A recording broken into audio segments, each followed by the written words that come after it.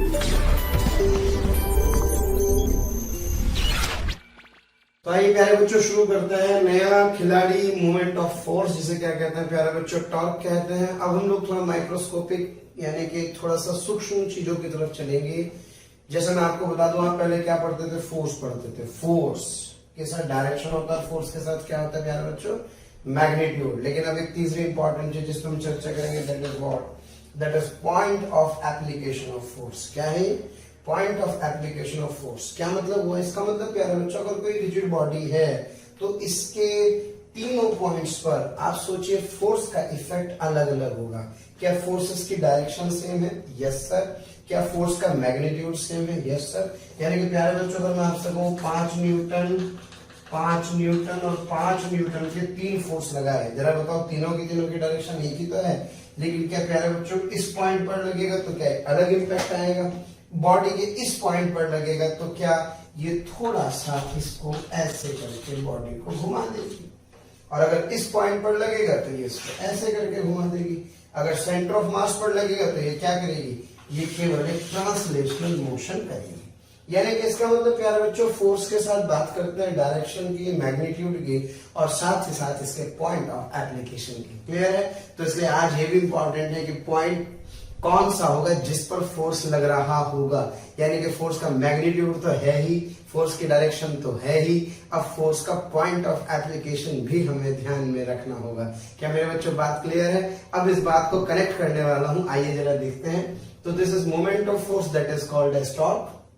क्या है बच्चों, वेक्टर क्वांटिटी होती है, और वेक्टर है तो डायरेक्शन निकालनी आनी होगी बिल्कुल। इसकी unit Newton metre, dimension ml/t-2 होती है, और इसकी जो डायरेक्शन होती है प्यारे बच्चों, it is calculated by right hand thumb rule, है ना। तो जरा पहले एक बार हल्का सा रिवाइज करते हैं। वेक्टर का क्रॉस प्रोडक्ट प्यारे बच्चों, वेक्टर के क्रॉस प्रोडक्ट में C vector is equal to A cross B. Okay, ऐसा आप वेक्टर में लिखते हैं। ए वेक्टर है, बी वेक्टर है, ए और बी वेक्टर के बीच का एंगल कितना है प्यारे बच्चों, थीटा। तो ए से बी की तरफ हाथ घुमाने पर, किधर की तरफ, ए से बी की तरफ हाथ घुमाने पर अंगूठा जिस डायरेक्शन में आता है वही डायरेक्शन प्यारे बच्चों किसकी डायरेक्शन होती है, यही डायरेक्शन सी वेक्टर की डायरेक्शन होती है। क्लियर है? और जो सी होता है प्यारे बच्चों, ये सी तो सी ही होता है, लेकिन कोई बात नहीं, जो सी होता है ये सी प्यारे बच्चों ए और बी दोनों के परपेंडिकुलर होता है। मान लीजिए मैं आपसे एग्जांपल के तौर पर आपको समझाना चाहता हूं। अगर ये वेक्टर ए है, ये वेक्टर क्या है प्यारे बच्चों, बी, तो अगर ए से बी इधर की तरफ जाएगा तो जो सी होगा वो या तो इधर होगा या इधर होगा। इन दोनों के प्लेन के परपेंडिकुलर इसकी डायरेक्शन होगी प्यारे बच्चों। अब डिपेंड करता है, अगर ये ए है, क्या है ए, ये क्या है बी, तो ए से बी की तरफ हाथ घुमाने पर ये अंगूठा सी की डायरेक्शन को दे रहा है। अगर मुझे चाहिए बी क्रॉस ए, तो बी से ए की तरफ इधर की तरफ डायरेक्शन दे रहा है, तो ये मुझे कहलाता है, मैं इसको कहता हूं राइट हैंड थंब रूल। क्या कहता हूं? Right hand thumb rule. The magnitude is simply given by that C vector is equals to A cross B, that is A B sine theta. ए बताओ प्यारे बच्चों, बी बताओ, दोनों के बीच का एंगल बताओ, तो ए बी साइन थीटा लिख सकते हैं। एन क्या बताता है डायरेक्शन को, किसकी, सी की, क्योंकि दो वेक्टर को मल्टीप्लाई करने के बाद रिजल्टेंट वेक्टर भी आ सकता है, रिजल्टेंट स्केलर भी आ सकता है। इस बार किस्मत थोड़ी कठिन रही है, इसलिए रिजल्टेंट वेक्टर आया है। अब वेक्टर है तो क्या इसकी डायरेक्शन होगी, तो पहली बात तो प्यारे बच्चों सी की डायरेक्शन ए के भी परपेंडिकुलर होगी, सी की डायरेक्शन बी के भी परपेंडिकुलर होगी, और सी की डायरेक्शन एक्चुअल में ए और बी के प्लेन के परपेंडिकुलर होगी। क्या क्लियर है? And it is given by right hand thumb rule. तो ए से बी की तरफ चलते प्यारे बच्चों, जितना फंडामेंटल्स आप अच्छे से सीखेंगे उतना ही आप कॉम्प्लेक्सिटी की तरफ बढ़ते चले जाएंगे। विश्वास कीजिए, दुनिया में जितनी अच्छी बातें हैं कही जा चुके हैं, अब केवल उन पर अमल करना बाकी है। लेकिन एक हम हैं कि चीजों को खोजते रहते हैं। आप प्लीज विश्वास कीजिए, अगर आपके फंडामेंटल्स ठीक है तो आप देखिए आपका डाउट नहीं आएगा। तो प्यारे बच्चों ए से बी की तरफ चलते हुए ये डायरेक्शन किसकी होगी, सी वेक्टर की होगी। जो ए क्रॉस बी होगा, दैट ए क्रॉस बी को लिख सकता हूं ए बी साइन थीटा, जहां थीटा ए और बी के बीच का एंगल है छोटे वाला। कौन से वाला?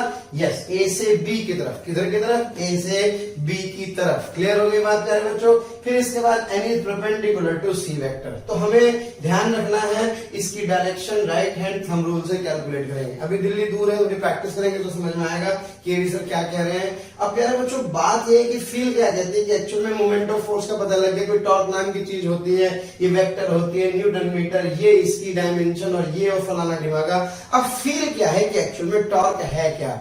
तो प्यारे बच्चों ध्यान दीजिए, किसी बॉडी को जिसका मास m है, जिसकी वेलोसिटी कितनी है u से अगर इसकी वेलोसिटी कितनी हो गई v, तो u से v करने का जो काम करता है वो कोई फोर्स करता है। क्लियर हो गई बात। यानी कि वेलोसिटी में आएगा चेंज तो पैदा होगा एक्सेलरेशन, और एक्सेलरेशन का ऑब्वियस है तब आएगा जब बॉडी पर क्या लग रहा होगा फोर्स। तो आप समझ जाइए जब किसी बॉडी की ओमेगा में चेंज आएगा यानी कि इस पर कोई अल्फा लग रहा होगा, तो इस अल्फा को कौन प्रोड्यूस कर रहा होगा, जो क्वांटिटी इस अल्फा को प्रोड्यूस करती है उसी क्वांटिटी को क्या कहते हैं प्यारे बच्चों, उसी क्वांटिटी को टॉर्क कहते हैं। यानी कि जैसे फोर्स का काम वेलोसिटी में चेंज लाना है, इसी तरह से टॉर्क का काम ओमेगा में चेंज लाना है। समझ गए। यानी कि किसी बॉडी की एंगुलर स्पीड में जो भी कोई चेंज लाए तो समझ लेना वो चेंजिंग फैक्टर क्या होगा, वो चेंजिंग फैक्टर प्यारे बच्चों क्या होगा, टॉर्क होगा। क्या मेरी बात क्लियर है। तो ओमेगा में आ रहा है चेंज, इसका मतलब क्या लगा होगा सर, टॉर्क लगा होगा। तो प्यारे बच्चों ये रिजिड बॉडी जो ओमेगा से घूम रही है, अगर इसकी ओमेगा में आएगा चेंज, इसका मतलब इसके अंदर प्रोड्यूस हुआ है अल्फा, तो इस अल्फा के लिए कौन जिम्मेदार होगा सर, इसके लिए जो क्वांटिटी जिम्मेदार होगी वो टॉर्क होगी। तो सर इसका मतलब मैं समझ गया, ट्रांसलेशनल मोशन में जो काम फोर्स करता है, रोटेशनल मोशन में वही काम क्या करता है, टॉर्क करता है। फोर्स किसी बॉडी की वेलोसिटी को चेंज करता है, टॉर्क किसी बॉडी की एंगुलर स्पीड या एंगुलर वेलोसिटी को क्या करता है, चेंज करता है। क्या क्लियर है प्यारे बच्चों। So that torque is defined as the torque is equal to R cross F. प्यारे बच्चों आर से मल्टीप्लीकेशन का मतलब होता है मूवमेंट, तो हम पढ़ते हैं torque is equal to movement of force. क्या पढ़ते हैं, मूवमेंट ऑफ फोर्स। तो क्या movement of force, R cross F. क्या ये क्रॉस प्रोडक्ट है, यस सर। दो क्वांटिटी का क्रॉस प्रोडक्ट होगा तो रिजल्टेंट भी क्या होगा, वेक्टर होगा। इसका मतलब टॉर्क एक वेक्टर क्वांटिटी। आइए प्यारे बच्चों ध्यान देते हैं, यहां से आर वेक्टर को समझे, एफ को समझे। जब आप किसी बॉडी या किसी पार्टिकल पर कोई फोर्स लगाते हैं तो ये फोर्स क्या कर रहा होगा सर, इसको घुमाने की कोशिश कर रहा होगा, ओमेगा में चेंज ला रहा होगा। रेस्ट करोगा तो उसको घुमा रहा होगा, घूम रहा होगा तो उसको रोकने की कोशिश करोगे, यानी कि अल्टीमेटली ओमेगा में चेंज ला रहा होगा। तो प्यारे बच्चों सबसे पहला काम, जिस पॉइंट पर फोर्स लगा हो, क्या लगा हो, जिस पॉइंट पर फोर्स, जिसके अबाउट टॉर्क निकालना हो उस पर खड़े हो जाओ और किसको सूंघो, फोर्स को, स्पाइडरमैन की तरह। कैसे, दोबारा समझें। यस, सबसे पहला काम प्यारे बच्चों, ये वो पॉइंट जिसके अबाउट टॉर्क निकालना है, मैं आपको आर समझाना चाहता हूं। ये वो पॉइंट है जहां पर क्या लग रहा है, जहां पर एक फोर्स लग रहा है। क्लियर है। यहां खड़े हो गए स्पाइडरमैन की तरह और क्या छोड़ दिया, जाला। ये रहा जाला, तो ये जाला, ये वेब क्या है, ये आर वेक्टर है प्यारे बच्चों। और ये वाला एंगल को क्या कहूं, ये एंगल एक्चुअल में थीटा होता है। तो आपको एफ पता हो, ये डिस्टेंस आर पता हो और इसके बीच का एंगल ये वाला पता हो तो मैं टॉर्क लिख सकता हूं। क्या मेरी बात क्लियर है प्यारे बच्चों। ध्यान रहे ये वाला एंगल एक्चुअल में इसके बाहर वाला एंगल होता है, क्योंकि एक्चुअल में एंगल बिटवीन टू वेक्टर्स क्या होता है sir, tail to tail join करने पर जो एंगल बने। तो प्यारे बच्चों इसका तो हेड है, इसकी टेल है, तो इसका मतलब इसको आगे बढ़ाएंगे तो ये आ जाएगा, तो ये एंगल थीटा आ जाएगा। तो ये प्यारे बच्चों मुझे पता होना चाहिए, F is the force, R is the position of the force with respect to origin, और जिस पॉइंट पर फोर्स लग रहा है उसको आर से मिला दो, एंगल थीटा निकाल लो। तो मैं ऐसे क्या कर सकता हूं, टॉर्क की वैल्यू कैलकुलेट कर सकता हूं। माफी चाहूंगा एकदम से सवाल भी नहीं आ रहा था मेरे बच्चों, फंडामेंटल्स अच्छे हो, सवाल की टेंशन मत लेना, अभी मैं आपको उस पर जम के सवाल कराने वाला हूं। आइए इसको और ज्यादा इलेबोरेट करते हैं। तो आइए प्यारे बच्चों टॉर्क पे थोड़ी डिटेल चर्चा करते हैं। ये वो पॉइंट है जिस पर क्या लग रहा है, फोर्स लग रहा है। जिस पॉइंट पर फोर्स लगता है उसको क्या बोलते हैं, तो उसको बोलते हैं point of application of force. क्या मेरी बात क्लियर है प्यारे बच्चों। ये वो पॉइंट है जिसके अबाउट टॉर्क निकालना है, क्योंकि बड़ा इंपॉर्टेंट है कि about which point the torque you want to calculate. Okay, इसलिए प्लीज इस बात को ध्यान दें, क्वेश्चन पढ़ते समय जैसे किस एक्सिस के अबाउट एम आई निकालना इंपॉर्टेंट होता है, इसलिए किस पॉइंट के अबाउट टॉर्क पूछ रहा है ये भी इंपॉर्टेंट है। तो प्यारे बच्चों, इसके अबाउट टॉर्क पूछ रहा है तो पता ही है, आर वेक्टर हुआ, ये एफ हुआ, ये थीटा हुआ, तो यहाँ से क्या लिख सकता हूँ, टॉर्क को लिख सकता हूँ आर एफ साइन थीटा। प्यारे बच्चों, अगर इसमें मैं आपसे कहूँ कि यार थीटा को क्या कर दूं, जीरो, थीटा जीरो कर दूंगा तो क्या साइन जीरो जीरो हो जाएगा? यस सर, क्योंकि थीटा की जीरो पुट करने पर प्यारे बच्चों जो साइन 0 डिग्री होता है केवल 0 होता है। तो क्या इस सिचुएशन में आप देख रहे हैं आर वेक्टर एफ वेक्टर ऐसे लग रहे हैं, तो क्या इसका मतलब इस केस में टॉर्क कितनी हो जाएगी, इस केस में टॉर्क कितना हो जाएगा, 0। वैसे प्यारे बच्चों फील की क्या बात है, क्या ऐसा कोई फोर्स किसी बॉडी को रोटेट कर सकता है? नहीं सर, ये कभी रोटेट नहीं कर सकता। तो जरा बताओ, क्या ऐसा फोर्स रोटेट कर सकता है अंदर की तरफ? नहीं कर सकता। लेकिन जरा सोचो प्यारे बच्चों, इस सिचुएशन में क्या थीटा कितने डिग्री है, 180 डिग्री। जब थीटा 180 डिग्री है तो भी साइन 180 कितना होता है सर? इस केस में भी साइन 180 कितना होता है प्यारे बच्चों, 0। तो यानी कि इस केस में भी टॉर्क कितना आ जाएगा, इस केस में भी टॉर्क कितना जाएगा, 0। R0 होने का मतलब फोर्स ही कहाँ लग रही है, फोर्स उसी पॉइंट पर लग रही है जिसके बाद टॉर्क निकाल रहे हैं, तो इसका मतलब तो भी टॉर्क कितनी जाएगी, 0। और फोर्स ही नहीं है तो ऑब्वियस है किसी बॉडी के घूमने का तो प्रश्न ही नहीं उठता है। तो प्यारे बच्चों, आशा करता हूँ समझ में आ गया होगा। थीटा अगर 90 है तो टॉर्क क्या होगा, मैक्सिमम R इंटू एफ होगा। जैसे यहाँ देखें, क्या ये फोर्स और ये डिस्टेंस, इनके बीच का एंगल कितने डिग्री है, 90 डिग्री। तो जो साइन 90 होता है प्यारे बच्चों, उसकी मैक्सिमम वैल्यू कितनी होती है, 1। तो कभी मैक्सिमम टॉर्क जनरेट करना हो तो हमेशा फोर्स को इस आर से परपेंडिकुलर अप्लाई करेंगे, तो उस समय घुमाएंगे तो आपको मैक्सिमम आउटपुट मिलेगा। क्या क्लियर है? अच्छा प्यारे बच्चों, अभी दूसरी तरीका होता है, क्योंकि ये बार बार ये सारे मेथड अजीब से लग रहे हैं, पता नहीं इनसे क्वेश्चन होगा कि नहीं होगा, वैसे सबसे होगा, लेकिन मैं आपको फिर भी बता दूं, थोड़ा सा और आसान से तरीके देखते हैं। ये आर वेक्टर्स पर फोर्स ऐसे है, तो मैंने क्या किया, फोर्स के 2 टुकड़े किए प्यारे बच्चों। एक तो अलोंग द आर के, जिसको मैं एफ पैरेलल बोल रहा हूँ, क्या बोल रहा हूँ, एफ पैरेलल। एक वो कंपोनेंट जो आर के परपेंडिकुलर है, जो कि क्या है, एफ साइन थीटा। अब मैंने फिर लिखा टॉर्क क्या होता है, आर एफ साइन थीटा। तो मैंने एफ साइन थीटा को अलग से जो लिखा, तो अलग से लिखा, तो एफ साइन थीटा को क्या लिख सकता हूँ सर, एफ साइन थीटा को एफ परपेंडिकुलर लिख सकते हैं। यानी कि जब कभी आप टॉर्क कैलकुलेट करना चाहें तो जरूरी नहीं है कि आप एफ थीटा और आर का यूज करें, आप परपेंडिकुलर फोर्स को आर से मल्टीप्लाई करेंगे तो भी आपको प्यारे बच्चों क्या मिल जाएगा, टॉर्क मिल जाएगा। और वो फोर्स जो कि आर के पैरेलल है, फिर देखिए इसका टॉर्क के साथ कोई लेना देना नहीं है। आशा करता हूं समझ में आया। तीसरी इंपॉर्टेंट डेफिनेशन बचपन से पढ़ते चले जा रहे हैं प्यारे बच्चों, इसमें क्या करना होता है, ये वही point of application of force जिस पर फोर्स लग रहा है। प्यारे बच्चों, फोर्स को पीछे बढ़ाओ, ये थीटा ये आर वेक्टर, इस फोर्स को पीछे बढ़ाया है ऐसे, ये पीछे जो आप बढ़ा रहे हैं ये कहलाती है लाइन एक्शन ऑफ फोर्स। क्या कहते हैं इसको, लाइन एक्शन ऑफ फोर्स। जैसे यहाँ देखिए ये फोर्स आपको दिखाई दे रहा है, तो ये फोर्स की जो डॉटेड लाइन है क्या कहलाती है, ये कहलाती है लाइन एक्शन ऑफ फोर्स। तो प्यारे बच्चों, इस लाइन एक्शन ऑफ फोर्स पर अगर मैं यहां से एक परपेंडिकुलर ड्रॉप कर दूं, इस तरह से एक ये परपेंडिकुलर ड्रॉप कर दूं, प्यारे बच्चों ये थीटा है तो ये थीटा होगा ज्योमेट्री से, ये क्या है, आर है, थीटा के सामने राइट एंगल ट्रायंगल में आर साइन थीटा आ जाएगा। नहीं समझ में, किसी मैथ्स वाले सर से पूछना, अपना समझा देंगे कि आर साइन थीटा कैसे होगा। ये R sine theta R perpendicular कहलाता है, इसको वर्ड्स में पढ़िए। R perpendicular is the perpendicular distance from the point about which torque has to be calculated to the line action of force। यानी कि आपको फोर्स का टुकड़ा नहीं करना, फोर्स को पीछे बढ़ाना है, इस पॉइंट से क्या डाल देना है, परपेंडिकुलर डाल देना है। तो इस फोर्स का इस पर जो ये परपेंडिकुलर है, इसका इससे जो प्रोडक्ट है प्यारे बच्चों, ये सीधे सीधे आपको क्या दे देगा, टॉर्क दे देगा। ये थी वो बचपन वाली डेफिनेशन। तो torque is equal to R F sine theta, F into R sine theta. R sine theta को मैं क्या लिख रहा हूं, this R sine theta is what, this is R perpendicular. What is it called, this is the perpendicular distance. तो ये मेरे पास हो गया आर परपेंडिकुलर।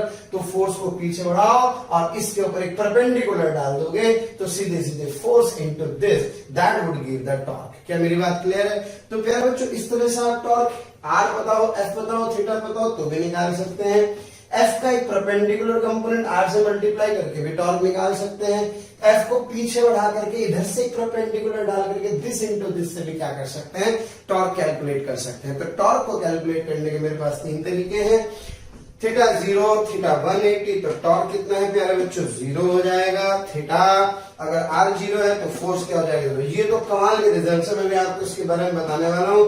ऐसे कौन से प्रैक्टिकल केसेस में आप लोग क्या करते हैं, स्टडी करते हैं, ये मैं आपको समझाने वाला हूँ प्यारे बच्चों। आइए जरा ध्यान से समझें।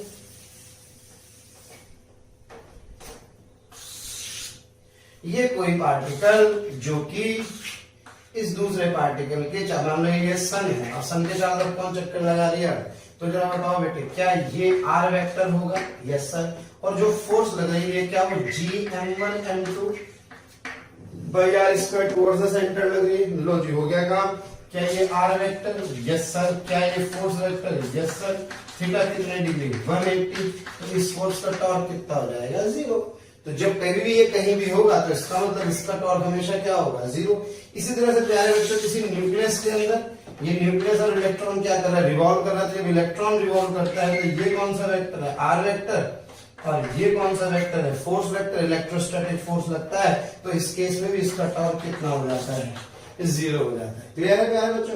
तो वो फोर्सेस जो सेंटर की तरफ लग रहे होते हैं तो सेंट्रल फोर्सेस बोलते हैं, और सेंट्रल फोर्सेस का टॉर्क हमेशा क्या होता है? जीरो होता है। तो इसलिए आप इस बात का ध्यान रख करके चले प्यारे बच्चों कि जब भी कभी सेंट्रीपिटल फोर्स लग रहा होगा तो सेंटर के अबाउट, किसके अबाउट? सेंटर के अबाउट इसका जो टॉर्क होगा वो हमेशा क्या हो जाएगा? जीरो हो जाएगा। क्लियर है? आइए करते हैं कुछ क्वेश्चंस। प्यारे बच्चों एम मास की बॉल, ओके, इसे बॉब कह सकते हैं। Length of the thread is L. ये एंगल कितने प्यारे बच्चों? थीटा।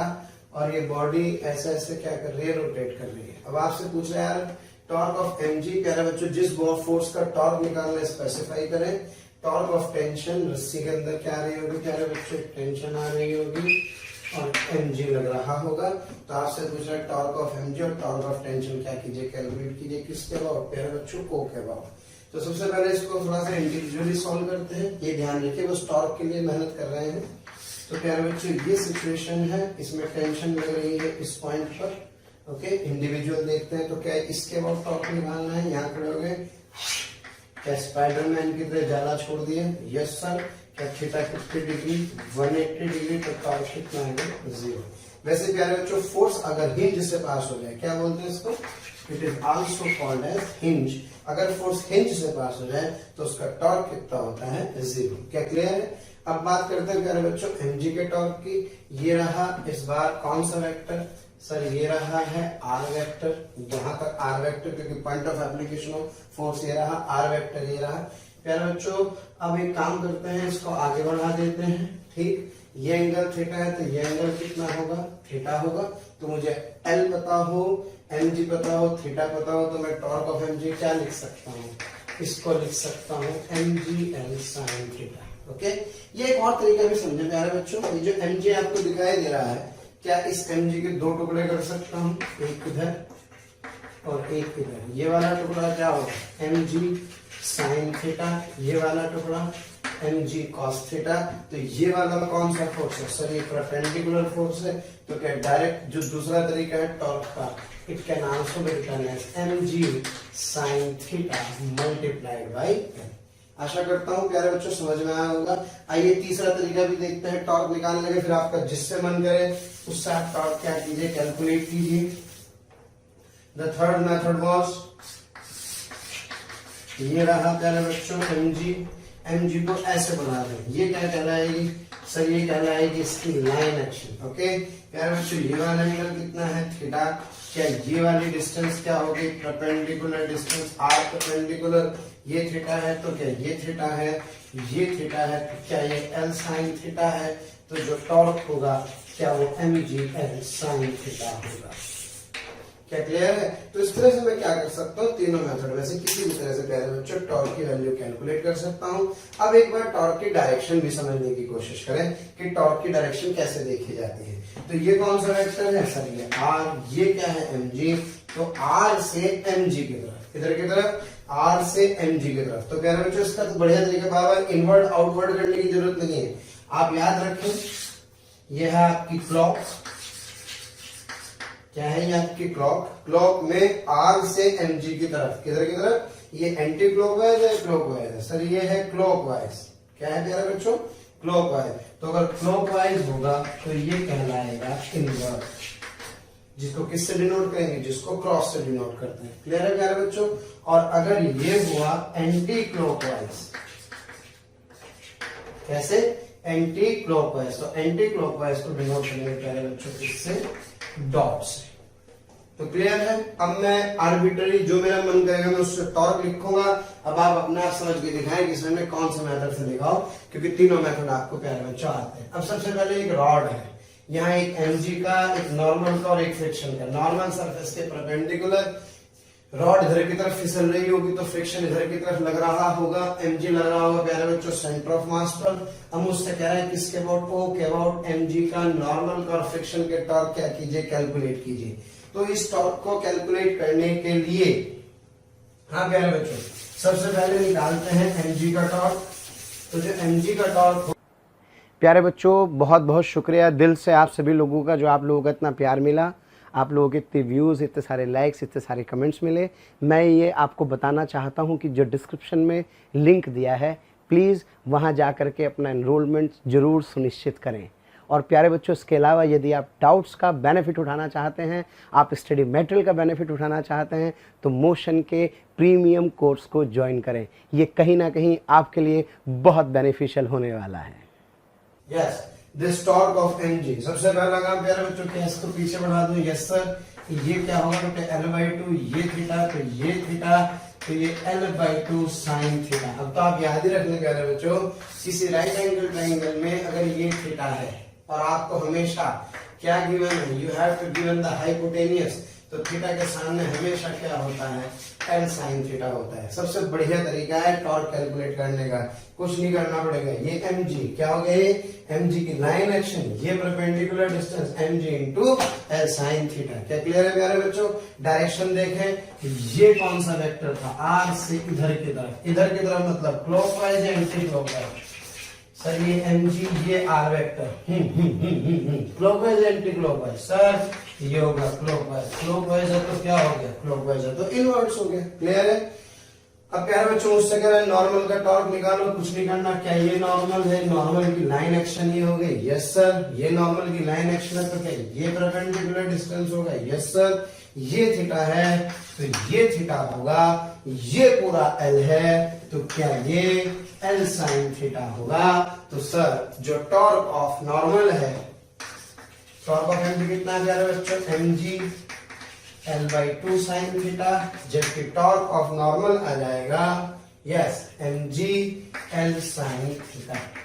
डायरेक्शन जरूर लिखिए, इसकी डायरेक्शन है क्रॉस। जब आप नॉर्मल की डायरेक्शन लिखेंगे प्यारे बच्चों, तो क्या ये क्या लग रहा है, नॉर्मल, यहां से स्पाइडरमैन वाला जाएगा, तो क्या इसकी डायरेक्शन r से n की तरफ, ये क्लॉकवाइज है एंटी क्लॉकवाइज, सर ये है एंटी क्लॉकवाइज, यानी कि इसकी जो डायरेक्शन होगी डॉट होगी, यानी कि आउटवर्ड होगी। क्लियर है। तो प्यारे बच्चों इसका मतलब ये हुआ कि this is what, this is the dot. अब बचा कौन है, फ्रिक्शन। फ्रिक्शन आप बताएं सर, आप ही बता दो। लो बेटे फ्रिक्शन लिखता हूं, क्या ये फ्रिक्शन है, यस सर। ये एंगल कितना है बेटे, थीटा। क्या फिर एफ की लाइन एक्शन निकाली, यस सर। क्या इससे इस पे परपेंडिकुलर डाल दिया, ये कितना है बेटे, एल कितना है, एल कितना है, एल, तो मुझे चाहिए ये परपेंडिकुलर डिस्टेंस लाइन एक्शन पर, सर ये होगी एल कॉस थीटा। प्यारे बच्चों याद रखो, थीटा के साथ वाली एल कॉस थीटा, सामने वाली एल साइन थीटा, जबकि आपको हाइपोटेनस दी हो तो F into L sine theta, यानी कि torque of friction is equal to F into L sine theta. प्यारे बच्चों यही तो इंपॉर्टेंट है, पेशेंस रखिए, थोड़ा सा लेक्चर को पूरा देखिए, विश्वास कीजिए एक भी सवाल नहीं छुड़वाऊंगा, लेकिन चलना तो पड़ेगा फंडामेंटल से। आप सोचे कि मैं ये छोड़ करके बस हवाबाजी करता रहूं, उससे कोई फायदा नहीं है प्यारे बच्चों। जब तक हमारे फंडामेंटल्स स्ट्रांग नहीं हुए तब तक कैसे काम चलेगा। अब ये बताओ तुम तो, जो डेफिनेशन हमने कहां पढ़ी थी, जो डेफिनेशन हमने 10th में कभी टॉर्क की पढ़ी होगी, वो क्या कहता था बार बार, perpendicular distance, perpendicular distance, perpendicular distance. क्योंकि बच्चा छोटा होता है, उसको एक सिंपल ट्राइंगल पता होता है, इसलिए विश्वास कीजिए सबसे बढ़िया डेफिनेशन क्या है प्यारे बच्चों टॉर्क निकालने की, that is R perpendicular into F, यानी कि फोर्स की लाइन एक्शन पे परपेंडिकुलर। हेलो काम खत्म। तो एफ इंटू ये। अब डायरेक्शन निकालते हैं, ये कौन सा वेक्टर है सर, आर वेक्टर। आर को बेटे बाहर की तरफ देखो, आर क्रॉस एफ, ये क्या है, क्लॉकवाइज या anti clockwise, sir sir sir sir sir sir sir sir anti clockwise. क्या है ये? Anti clockwise. अगर ये एंटी क्लॉकवाइज होगा, क्लॉकवाइज होता तो ये होता, एंटी क्लॉकवाइज होगा तो ये होगा, यानी कि sir this is also the dot. क्या क्लियर है?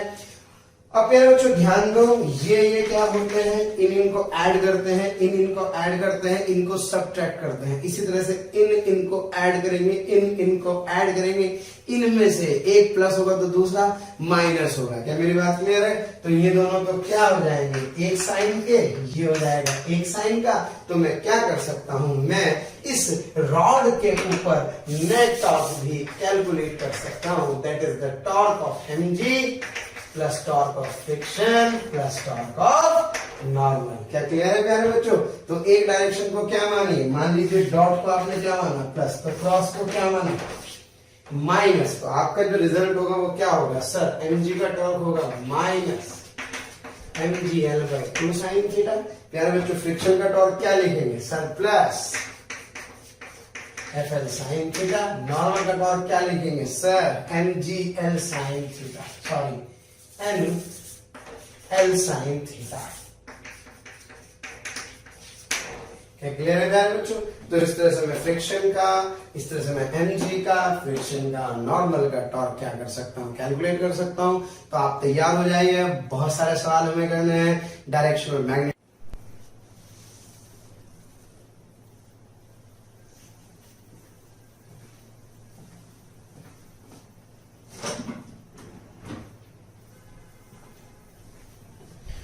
तो प्यारे बच्चों क्वेश्चन हम लोग देखते हैं, इसमें टॉर्क की प्रैक्टिस करते हैं थोड़ी सी। एक पॉइंट O आप देख रहे हैं, ये रहा पॉइंट O पर लग रहा है फोर्स F1 जो कि यहाँ से x एक्सिस के साथ 37 डिग्री पर है।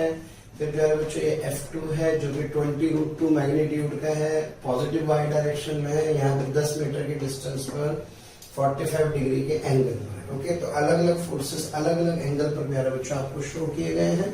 अब मुझसे पूछ रहा है calculate the torque of F1। अलग अलग सारे फोर्सेस के क्या कीजिए, टॉर्क कैलकुलेट कीजिए और फिर नेट टॉर्क कैलकुलेट कीजिए।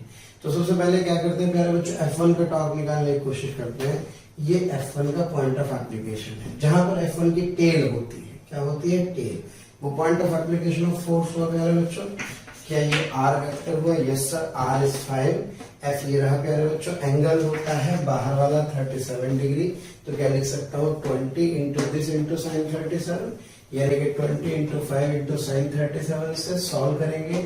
ये ट्रायंगल आप सभी जानते हैं, कई बार इस बारे में चर्चा हो चुकी है। अगर ये 37 है तो ये 5, इसके सामने 3, तो ये कितना होगा 4 होगा। तो यहाँ से इसके लिए 16 न्यूटन मीटर आएगी। बच्चों डायरेक्शन ध्यान रखें, R से लेकर के किधर की तरफ, F की तरफ, क्लॉकवाइज या anti clockwise. Sir it is anti clockwise. Anti clockwise का मतलब क्या है बच्चों, डॉट। अब बात करते हैं F2 की। ये रहा सर F2, ये है 20√2 प्यारे बच्चों। ये फिर कौन सा वेक्टर है सर, ये R वेक्टर है। क्या क्लियर है मेरी बात? अब दो तरीके हैं प्यारे बच्चों, एक तो ये वाला एंगल 45, तो ये भी कितना होगा, ये भी 45 ही होगा। तो ये पता है, ये पता है, ये पता है, तो काम चल जाएगा।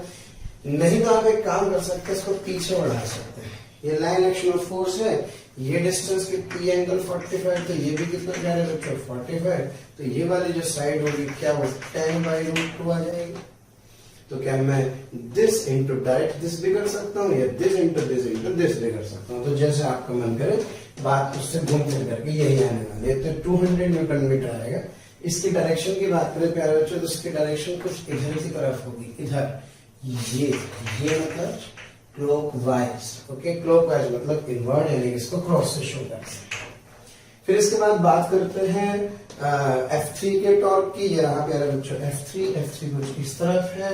तो अब F3 ये रहा है, ये 5 मीटर है, ये 53 डिग्री है। क्या इसको आगे बढ़ा दूंगा तो ये एंगल 53, तो ये भी कितना होगा 53 डिग्री होगा। ओके, तो ये पता है, ये पता है और ये पता है। तो क्या इससे सॉल्व करके मैं फिर F3 का टॉर्क निकाल सकता हूँ, जो प्यारे बच्चों 80 आ जाएगा। डायरेक्शन पे विशेष ध्यान दें। ये क्या है, R वेक्टर, R से F की तरफ, यानी कि कुछ इस तरह से। इधर मतलब क्लॉकवाइज, और क्लॉकवाइज का मतलब क्या हुआ प्यारे बच्चों, क्लॉकवाइज का मतलब हुआ क्रॉस। क्लियर?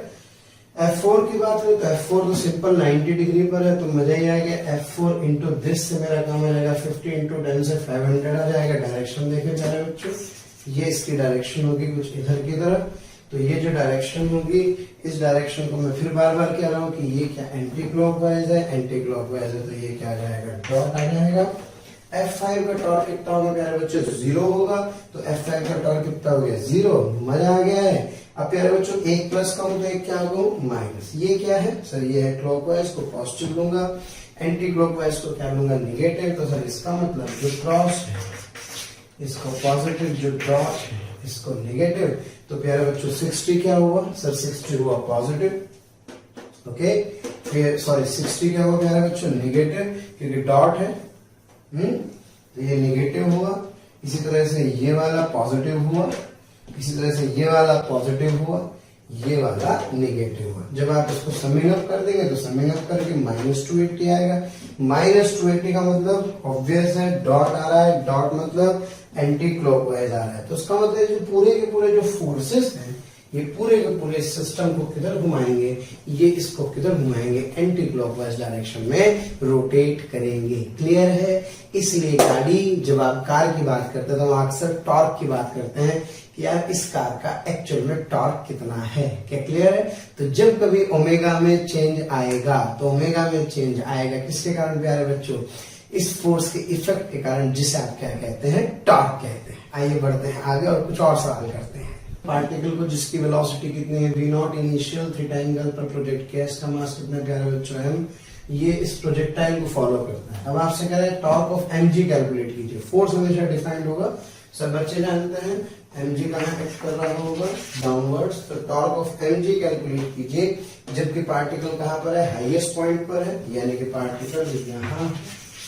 और दूसरी सिचुएशन में प्यारे बच्चों जबकि particle just before striking the ground है। तो इन दोनों सिचुएशन में क्या कैलकुलेट करना है, टॉर्क कैलकुलेट करना है। तो आइए देखें फटाफट से।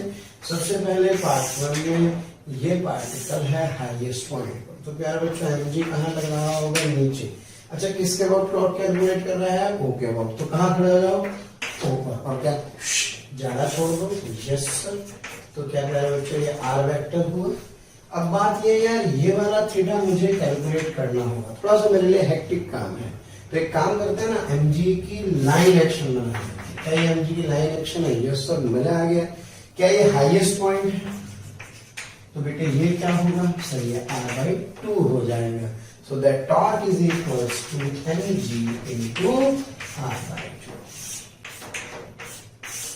क्या क्लियर है प्यारे बच्चों। और इसकी जो डायरेक्शन होगी वो क्या होगी, the direction of this is what, this is clockwise.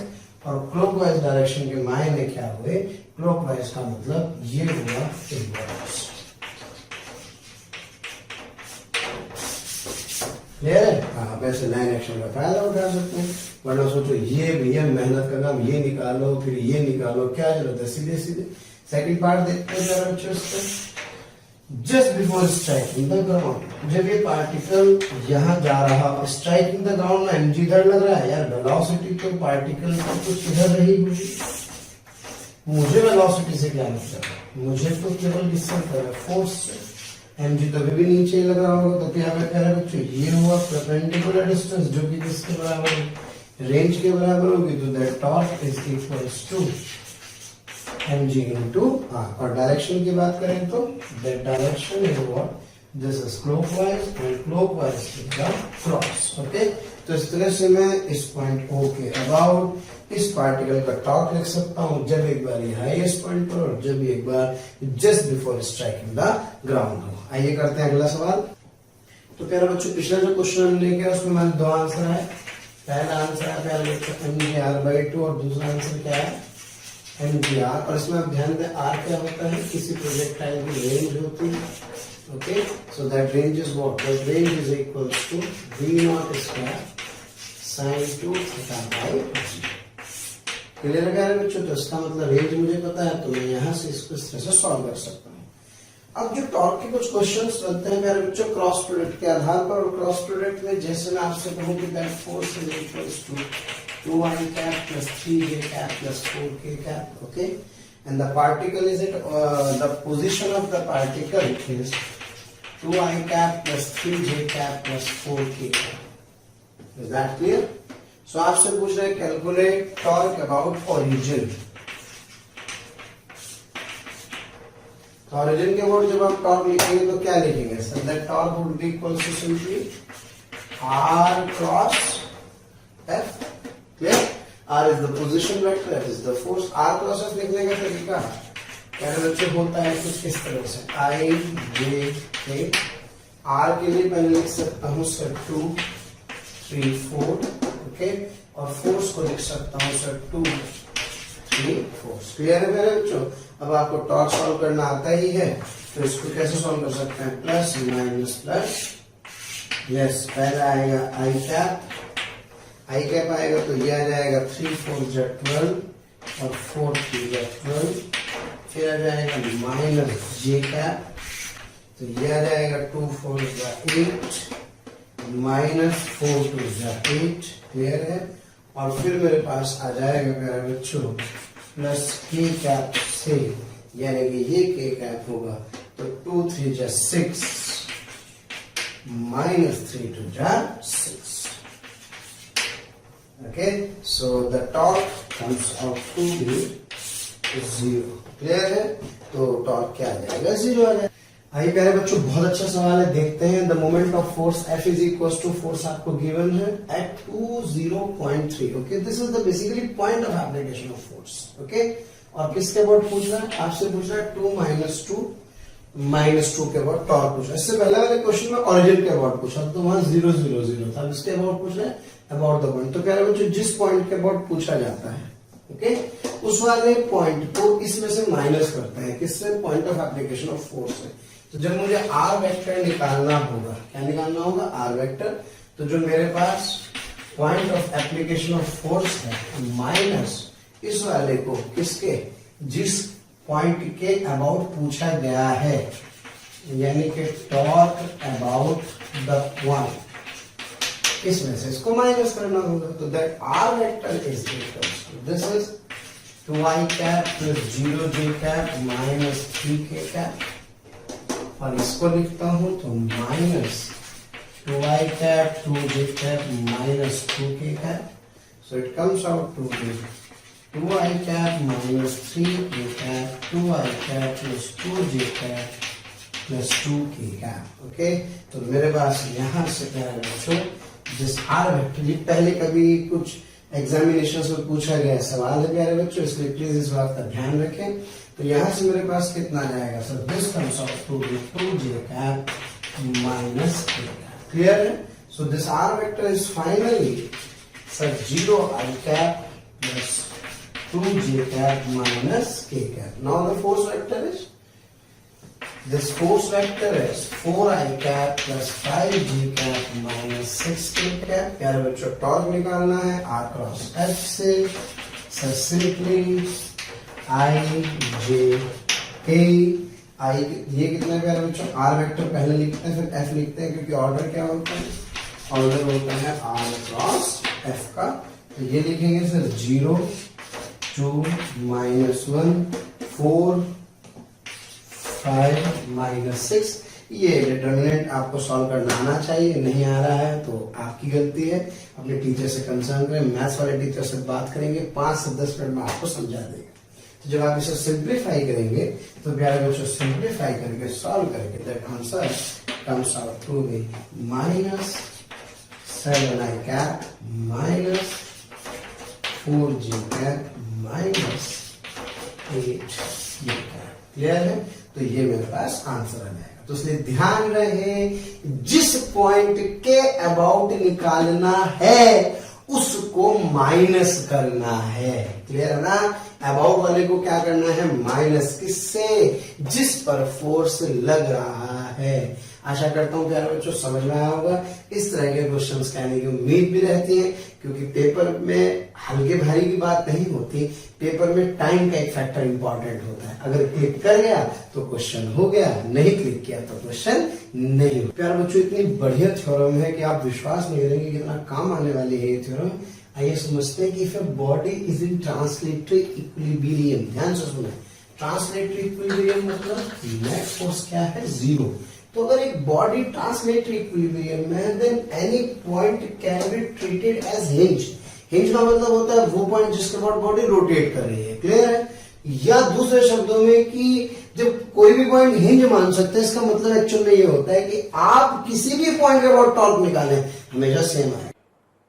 हसरतें दिल में दबाने से क्या होगा, सिर्फ एक बार होठ हिलाकर तो देखो और सिमट आएगा आसमां आगोश में तुम्हारे, चाहत की बाहें फैलाकर तो देखो और निगाहों से निगाहें मिलाकर तो देखो, नए लोगों से रिश्ता बनाकर तो देखो। हालांकि प्यारे बच्चों, अब हम आप नए नहीं हैं, बहुत दिनों से आपका हमारा कांटेक्ट हो चुका है। मेरा आपसे यही कहना है कि प्लीज़ सब्सक्राइब करें और जो हमारा बेल आइकन है प्यारे बच्चों उसको हिट करें, क्योंकि कहीं ना कहीं जो रिक्वेस्ट आप लोगों के हमें मिलती हैं कमेंट्स के माध्यम से, उसमें हम ये चाहते हैं कि जो भी आपकी रिक्वेस्ट आ रही है उनको अपडेट करें। जो टॉपिक आपके छूट गए हैं वो टॉपिक आपको कहीं ना कहीं जरूर दें, तो वो टॉपिक आपको प्रोवाइड करने के लिए आपको इन्फॉर्मेशन कैसे कहीं ना कहीं मिले, तो आपको किसी से पूछने की जरूरत नहीं है, just to subscribe the channel. Okay, subscribe करें और बेल आइकन को हिट करें। Thank you. यानी कि आपको टेंशन ही नहीं है कि आप टॉर्क ए के अबाउट निकालो, बी के अबाउट निकालो, सी के अबाउट निकालो। अगर एक बॉडी में 3 पॉइंट है तो तीनों के अबाउट टॉर्क क्या आएगा, सेम। तो इस थ्योरम को ध्यान से समझें। सबसे पहले मेरे बच्चों एफ जरा बताइए दोनों पर नेट फोर्स कितना है, 0। क्यों? क्योंकि दोनों एफ एक दूसरे को क्या कर रहे हैं, कैंसिल। जब नेट फोर्स कितना हो जाएगा प्यारे बच्चों, 0, तो ये तो समझ में आ गई कि बॉडी कैसे इक्विलिब्रियम में है। बॉडी है ट्रांसलेटरी इक्विलिब्रियम में। अब जरा देखते हैं, सर कह रहे हैं कि आप torque about any point is same, यानी कि सर आप ए के अबाउट लिखो, सर आप बी के अबाउट लिखो, आप सी के अबाउट लिखो, तीनों के अबाउट टॉर्क क्या आना चाहिए, सेम।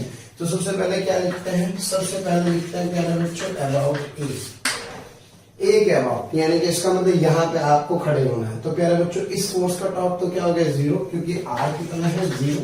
जब फोर्स उसी जगह पर लग जाता है तो उसका टॉर्क क्या आ जाता है, 0। अब बचा कौन सा, ये वाला। क्या प्यारे बच्चों ये फोर्स है, यस सर। क्या ये इसकी लाइन एक्शन है, ये परपेंडिकुलर डिस्टेंस हो गई कितनी, एल या 2 है सर, ये डिस्टेंस हो गई 2 है। तो प्यारे बच्चों टॉर्क कितना आ गया सर, एफ इंटू 2। तो इसका तो कितना हो गया, 0, इसका कितना आ गया, एफ इंटू 2। और डायरेक्शन क्या हो गई प्यारे बच्चों, इधर इधर मतलब ये, यानी कि क्रॉस आ रहा है। अब चेक करते हैं बी के अबाउट। सर बी पे खड़े हो गए, कैपिटल इसके लिए इधर की तरफ टॉर्क होगा एफएल, इसके लिए इधर की तरफ टॉर्क होगा एफएल। एफएल इधर, दोनों के डायरेक्शन से मुझे टोटल कितना आ गया, 2F। वाह, इधर भी 2FL और इधर भी कितना, 2FL। डायरेक्शन भी क्या आ रही है, सेम। आइए फॉर्मेलिटी के लिए सी को चेक कर लेते हैं प्यारे बच्चों। सी के लिए इसका तो कितना हो गया, 0, सुसाइड केस यहीं पे क्या खत्म खेल। बचा कौन सा, ये फोर्स इसके अबाउट। तो क्या प्यारे बच्चों ये कौन सा वेक्टर, आर वेक्टर। सबसे अच्छा तरीका यहाँ खड़े हो जाओ स्पाइडरमैन बन करके और सूंघो इस फोर्स को, ये रहा फोर्स, ज्यादा था। ये कौन सा वेक्टर, आर। ये कितना है प्यारे बच्चों, 12। तो क्या 12 इंटू एफ से, यानी कि सर ये भी सेम आ रहा है। तो मैं किस कंक्लूजन पर पहुंचा, मैंने कहा torque about A, about B, about C क्या आ रहा है प्यारे बच्चों, सेम। तो इसका मतलब आप किसी भी पॉइंट के अबाउट टॉर्क लिखें हमेशा क्या आता है, सेम आता है। इतनी इंपॉर्टेंट थ्योरम है। आइए जरा इसकी एप्लीकेशन देखें तो आपको अच्छा लगे। जो कि एक रॉड जिसका मास्टर लेंथ कितनी है, एल से हैंग कर रही है। अब ध्यान दो प्यारे बच्चों, माने इसमें टेंशन कितनी है, T1, और इसमें कितनी है, T2। वैसे तो फील आ रही है कि T1 T2 के बराबर ही होगी, लेकिन फिर भी थोड़ा सा जानबूझ के अनजान बनने की कोशिश करते हैं। चलो ठीक है, हमें कुछ पता ही नहीं है, और फिर थोड़ा सा इसको और अच्छे से एनालाइज करेंगे तो मजा आएगा। तो प्यारे बच्चों mg पता लगा रहा होगा, mg कर रहा होगा डाउनवर्ड डायरेक्शन में। सबसे पहली बात तो ये बॉडी है जनरल इक्विलिब्रियम में, क्योंकि इस पर फोर्स भी कितना है, 0, इस पर टॉर्क भी कितना है, 0। ये ऐसे भी पता लगता है। क्या ये घूम रही है, नो सर। क्या ये ट्रांसलेट कर रही है, नो सर। तो इसका मतलब फोर्स भी 0 और इसके ऊपर टॉर्क भी 0 है। तो आइए मेरे बच्चों सबसे पहले फोर्स बैलेंस करते हैं। फोर्स 0 मतलब ये तो फोर्स होगा नहीं, ये फोर्स क्या होगा, बैलेंस हो रहा होगा, यानी कि ये बराबर इसके और ये बराबर इसके। टॉर्क 0, या तो टॉर्क होगा नहीं या दोनों टॉर्क एक दूसरे को कैंसिल कर रहे होंगे, यानी कि ये वाला टॉर्क इस वाले टॉर्क के बराबर। क्लियर है मेरे बच्चों। और चूंकि बॉडी पर नेट फोर्स क्या है, 0, तो किसी भी पॉइंट के अबाउट आप टॉर्क निकाल सकते हैं। अब ये भी हमने एक थ्योरम से प्रूव किया है। तो आइए बात करते हैं T1 और T2। तो सबसे पहले ट्रांसलेशनल इक्विलिब्रियम की बात करो तो सर एक इक्वेशन आ गई, T1 + T2 = mg। क्लियर है। अब इसमें बहुत सारे सवाल करूंगा, बहुत जल्दी जल्दी ध्यान रखना। मान के चले कि 5 से 6 सवाल हम इसके ऊपर करने वाले हैं। अब प्यारे बच्चों सेंटर के अबाउट मैं देख रहा हूँ, सेंटर पे क्या लग रहा है, mg लग रहा है। टॉर्क किसी भी पॉइंट के अबाउट लिख सकता हूँ, कोई फर्क नहीं पड़ा। मैं सेंटर के अबाउट टॉर्क लिखूंगा, सेंटर के अबाउट टॉर्क लिखूंगा तो सर mg का टॉर्क तो कितना हो जाएगा, 0। अब बचा T1 का टॉर्क, सर ये इस तरफ होगा और ये इस तरफ होगा। अब आपको समझना है मैं उसमें टॉर्क पढ़ाते हुए स्लो क्यों हो रहा था, इसलिए हो रहा था क्योंकि अब मैं टॉर्क की डायरेक्शन नहीं बताने वाला हूं। अब तो अपने आप सोचना भैया, पीछे जाके चेक करो कैसे लिखा। तो प्यारे बच्चों T1 का इधर, T2 का इधर, ये लेंथ कितनी L/2, ये लेंथ कितनी L/2। ये क्या है सर, मैं कह रहा हूँ कि नेट टॉर्क कितना है 0। इसका मतलब जो क्लॉकवाइज टॉर्क है क्या वो एंटी क्लॉकवाइज टॉर्क के बराबर है? Yes sir. तो सेंटर के अबाउट प्यारे बच्चों इसका टॉर्क कितना हुआ सर T1 इंटू क्लॉकवाइज, ये रहा T1 इंटू L/2, और प्यारे बच्चों ये हुआ T2 इंटू L/2। तो T1 किसके बराबर आ गया, T2 के उठा के यहाँ रख दीजिए। तो क्या 2T1 है ना बराबर कितना mg, तो T1 कितना आ गया mg/2, तो T2 भी कितना आ गया mg/2, है ना। ये तो इसलिए आसान लग रहा है कि ठीक है यार अभी तो थोड़ा शुरुआत है, इसलिए मैंने इसको एलेबोरेट किया। अब आगे देखिए और इस तरह के बढ़िया बढ़िया सवाल करते हैं प्यारे बच्चों। ये एक रॉड है जो 2 स्ट्रिंग से कनेक्टेड है, क्लियर। इसमें x डिस्टेंस जो कि 2 मीटर पर एक 2 kg का ब्लॉक रखा है। प्यारे बच्चों मास ऑफ द रॉड है 10 kg, length of the rod है 10 मीटर। तो आपसे पूछ रहे हैं T1 और T2 की वैल्यू क्या कीजिए, कैलकुलेट कीजिए। साफ साफ समझ में आ रहा है। नेट टॉर्क 0, नेट फोर्स 0, यानी कि बॉडी कैसे इक्विलिब्रियम में है, जनरल इक्विलिब्रियम में है। आइए फोर्सेस बैलेंस करते हैं। सेंटर ऑफ मास पर लगता है mg, तो क्या 10g लग रहा होगा डाउनवर्ड। प्यारे बच्चों इधर ये जो 2g है, इस 2g की बात करूं तो इस 2g को ये 2g लग रहा होगा इधर की तरफ यानी कि डाउनवर्ड। और कितने डिस्टेंस पर लग रहा है सर, ये लग रहा है 2 मीटर की डिस्टेंस पर। आइए फोर्सेस की इक्वेशन लिखें। नेट फोर्स कितना है 0, तो क्या T1 plus T2 is equals to क्या 2g प्लस 10g, यानी कि sir T1 plus T2 is equals to क्या बच्चों 12g। एक इक्वेशन मेरे पास ये आ गई है, 2 अननोन है, एक इक्वेशन और चाहिए। क्या बॉडी पर नेट टॉर्क 0 है? Yes sir. तो क्या प्यारे बच्चों इसका मतलब एंटी क्लॉकवाइज क्लॉकवाइज टॉर्क को क्या कर रहे होंगे, बैलेंस कर रहे होंगे। वैसे तो किसी भी पॉइंट के अबाउट लिख सकते हैं, मैं सेंटर को प्रेफर करूंगा। जब मैं यहां से देख रहा हूं तो क्या इस वाले टॉर्क की डायरेक्शन इधर है। थोड़ा सा पेशेंस रखें, टॉर्क की डायरेक्शन नहीं समझ में आ रही है पीछे जाकर के देखें, आपको समझ में आएगा कि टॉर्क की डायरेक्शन कैसे निकालते हैं। इसी के अबाउट इसका टॉर्क इधर होगा प्यारे बच्चों, और इसी के अबाउट इसका टॉर्क इधर होगा। थोड़ा सा और एलेबोरेट करना चाहता हूँ उस एग्जांपल में मैं आपको कि मैंने टॉर्क की डायरेक्शन एक्चुअल में कैसे लिखी होगी। यस, तो सर ये रहा कौन T2, ये रहा कौन प्यारे बच्चों T1, ये क्या है 2g, ये क्या है 10g। बस तो किसी भी पॉइंट के अबाउट लिख सकता हूँ। ओके, तो चलिए लिखते हैं इसके अबाउट। जब इसके अबाउट लिखूंगा तो इसका तो क्या हो गया सर, इसका तो 0 हो जाएगा। क्या प्यारे बच्चों इसका होगा इधर। ये डिस्टेंस कितनी है सर, ये मिड पॉइंट है। The total length is 10 metre, तो ये होगा प्यारे बच्चों 5 metre according to the question. ये कितना है, this is 2 metre, so this is 3 metre. Clear है। तो प्यारे बच्चों इसका टॉर्क होगा इधर और इसका टॉर्क होगा इधर। अब देखिए ये वाला टॉर्क किधर है सर, ये वाला टॉर्क है क्लॉकवाइज, सर ये वाला टॉर्क है एंटी क्लॉकवाइज, ये वाला टॉर्क है एंटी क्लॉकवाइज। तो जो क्लॉकवाइज टॉर्क होंगे क्या वो एंटी क्लॉकवाइज टॉर्क के बराबर होंगे, क्योंकि नेट टॉर्क क्या है 0। या तो टॉर्क होगा नहीं और होगा तो एक दूसरे को कैंसिल कर देंगे, चम्मा चम्मा। अब जरा बात करते हैं क्लॉकवाइज टॉर्क की। तो जो क्लॉकवाइज टॉर्क है प्यारे बच्चों, this is T1 into this distance that is 5, T1 into 5। और कोई दूसरा क्लॉकवाइज और कोई क्लॉकवाइज नहीं है, ये भी एंटी क्लॉकवाइज, ये भी एंटी क्लॉकवाइज। ये आ जाएगा प्यारे बच्चों T2 इंटू 5। ओके, फिर बात करते हैं 2g वाले का। तो 2g का जो टॉर्क होगा प्यारे बच्चों this is plus 2g into 3 metre. Clear है। तो यहां से मेरे पास 5t1 is equals to 5t2 plus 60। एक इक्वेशन मेरे पास यहां से ये आ जाएगी, तो इसको इधर लिख सकता हूं। Yes, 5t1 minus 5t2 is equals to 60। तो क्या t1 minus t2 is equals to 12। Okay, clear है। तो बस मजा आ गया। T1 प्लस T2 कितना था प्यारे बच्चों, सर ये था 120। अब बताइए T1 माइनस T2 कितना।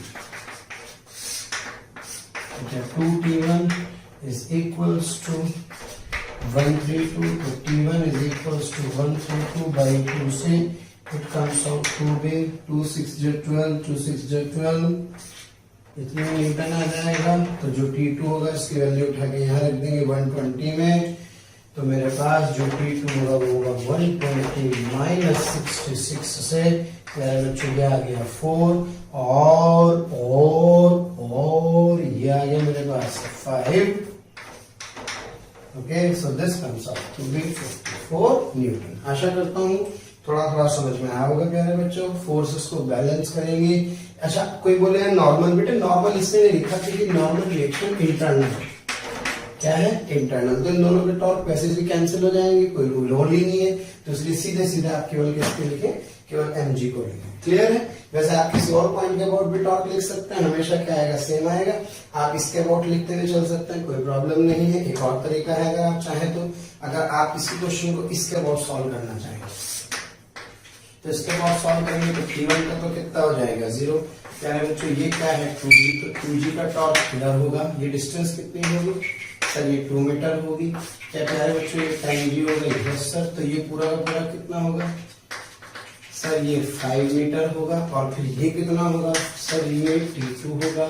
क्या ये T2 कितना होगा? ये T2 मेरे पास पूरा का पूरा कितना होगा? This T2 is equals to 10 metre. Clear है? तो फिर साफ साफ समझ में आ रहा है, इन दोनों का टॉर्क इसके टॉर्क के क्या हो जाएगा? बराबर। इससे भी सॉल्व करोगे तो भी आंसर वही आएगा। तो जैसे आपका मन करे वैसे सॉल्व करें। आप किसी भी पॉइंट को क्या ट्रीट कर सकते हैं? हिंज।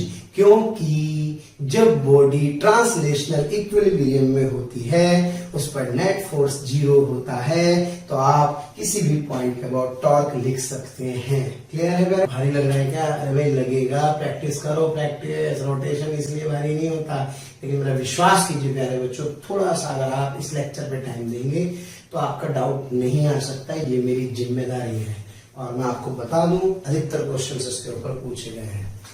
आइए प्यारे बच्चों ध्यान दीजिए, ये L लेंथ का रॉड है। इस L लेंथ के रॉड पर एक बंदा यहाँ खड़ा है, दूसरा बंदा यहाँ खड़ा है। ओके, ये है मिस्टर ए, ये है प्यारे बच्चों मिस्टर बी। ये यहाँ से L/4 डिस्टेंस पर खड़ा है। रॉड का मास कितना है? m। तो आपसे पूछा है find N1 and N2। N1 क्या है प्यारे बच्चों? N1 है सर यहाँ पे आने वाला नॉर्मल रिएक्शन, और N2 क्या है? N2 है यहाँ पे आने वाला नॉर्मल रिएक्शन। प्यारे बच्चों इस प्रॉब्लम को आप अक्सर ऐसे भी देखते हैं, इसको एक रॉड को दो नाइफ एजेस के ऊपर बैलेंस किया है, तो इस नाइफ एज से ये N1 है, ये क्या है? N2। प्यारे बच्चों ये डिस्टेंस कितनी है? L/4। तो आपसे क्या पूछा है? N1 N2 की वैल्यू कैलकुलेट करो। तो mg कहाँ लग रहा होगा रॉड का? डाउनवर्ड डायरेक्शन में। Let's say mass of the rod भी m एंड लेंथ भी l। रॉड का मास कितना है? रॉड का मास m और लेंथ कितने प्यारे बच्चों? l। तो ये कितना हुआ sir? This is 3L/4। Okay, तो प्यारे बच्चों mg यहाँ लग रहा होगा इसके मिड पॉइंट पर। तो ये डिस्टेंस कितनी होगी? L/2। ये डिस्टेंस कितनी होगी? L/4। क्लियर है भाई? दोनों एक ही सवाल है ना। अब इससे समझ लो इससे क्या फर्क पड़ता है। चलो बेटे सबसे पहला काम इक्वेशन लिखते हैं। क्या नेट फोर्स कितना है? 0। Yes sir. क्या नेट टॉर्क भी कितना होगा? 0। अब नेट फोर्स 0 है तो क्या N1 plus N2 is equals to क्या बेटा? mg के बराबर होगा। Yes sir. दूसरी इक्वेशन लिखनी है टॉर्क की। जब नेट फोर्स क्या है? 0, तो क्या किसी भी पॉइंट के अबाउट टॉर्क लिख सकता हूँ? Yes sir. तो प्यारे बच्चों एक काम करते हैं, सेंटर के अबाउट लिखते हैं। जब इसके अबाउट टॉर्क लिखेंगे तो इसके अबाउट टॉर्क लिखने में mg लग रहा होगा इधर की तरफ, N1 लग रहा होगा इधर की तरफ, N2 लग रहा होगा इधर की तरफ। ये डिस्टेंस है L/2, ये डिस्टेंस है L/4। इधर इसका टॉर्क, इधर और इसका 0। तो नेट टॉर्क 0। तो ये क्या यानी कि sir anti clockwise is equals to clockwise. Clear है? तो एंटी क्लॉकवाइज कितना हो sir? N2 into L/2 and this is N1 into L/4। Okay, तो इसका मतलब 2N2 is equals to N1। प्यारे बच्चों यहाँ उठा के रख देते हैं इस इक्वेशन में। तो क्या 2n2 plus n2 is equals to mg, यानी कि 3n2 is equals to mg, so n2 is equals to mg by 3 and the value of n1 की वैल्यू उठा के जब यहाँ रखेंगे तो it comes out to be 2mg by 3। प्यारे प्यारे बच्चों, तो यहाँ से जो इसके सिर पर जो वजन पड़ रहा होगा वो कितना पड़ रहा होगा, टोटल वजन का भाई 2mg by 3 पड़ रहा होगा, जबकि इसके मजे होंगे इसके सिर पे केवल कितना वजन आ रहा होगा, mg by 3।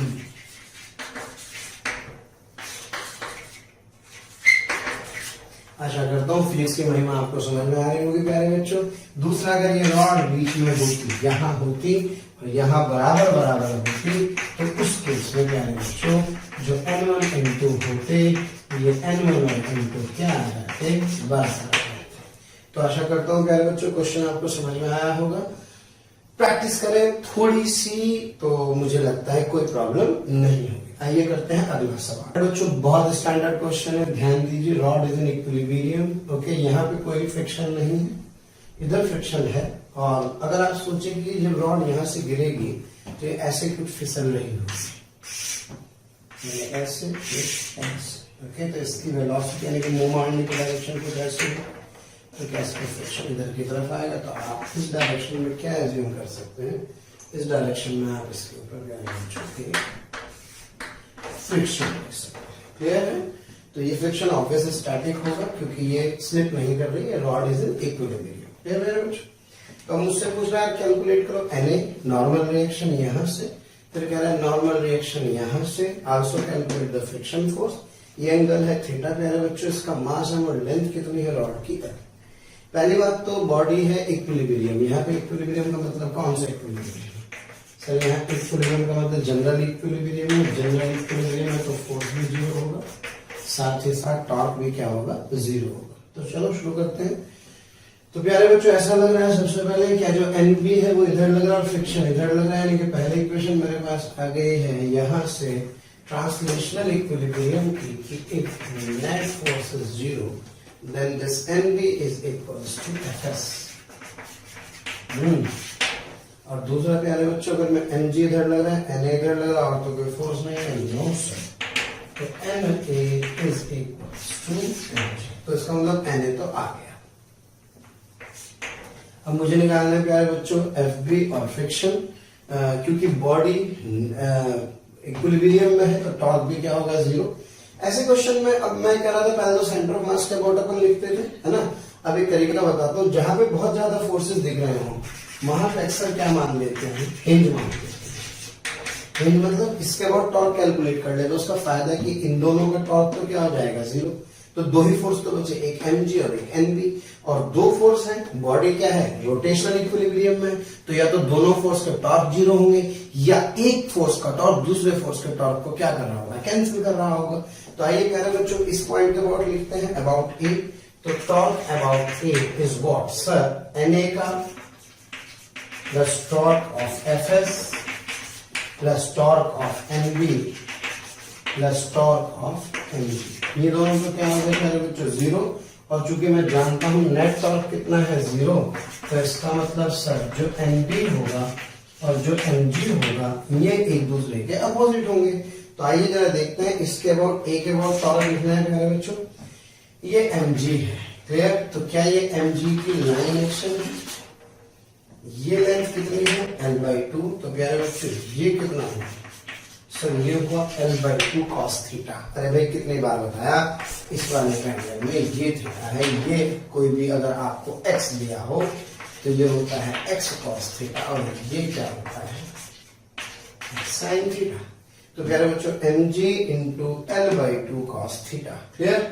और डायरेक्शन कहाँ होगी सर, r वेक्टर इधर, तो इधर होगी, इधर मतलब इधर मतलब इधर मतलब एंटी क्लॉकवाइज, क्लियर है। इधर nb दिखाई दे रहा है, यस सर।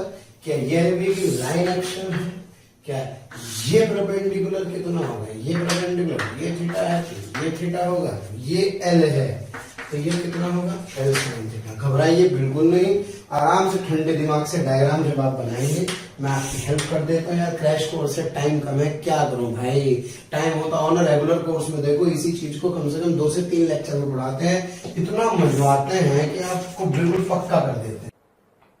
प्यारे बच्चों, आपको वीडियो अगर पसंद आ रहे हैं तो प्लीज़ लाइक करें, शेयर करें और साथ ही साथ उन ज़रूरतमंद बच्चों को इसके बारे में ज़रूर इन्फॉर्मेशन दें जिनको इसकी कहीं ना कहीं आवश्यकता है। मैं जानता हूं आपका दिल बहुत अच्छा है, आप भी दूसरों के बारे में शायद उतना ही सोचते हैं जितना ये मोशन की टीम सोच रही होगी। तो प्यारे बच्चों, इसलिए इन लेक्चर्स के जो भी लिंक्स हैं वो अपने फ्रेंड्स के साथ ज़रूर शेयर करें। विश्वास कीजिए, जितने ज़्यादा लोग जुड़ेंगे उतना ज़्यादा आप लोगों का प्यार, स्नेह, लाइक और कमेंट्स के माध्यम से हमें प्राप्त होगा, जिससे मोशन की टीम मोटिवेटेड होगी और हम लोग दिन रात बहुत ऊर्जा के साथ प्यारे बच्चों आपके साथ काम करेंगे।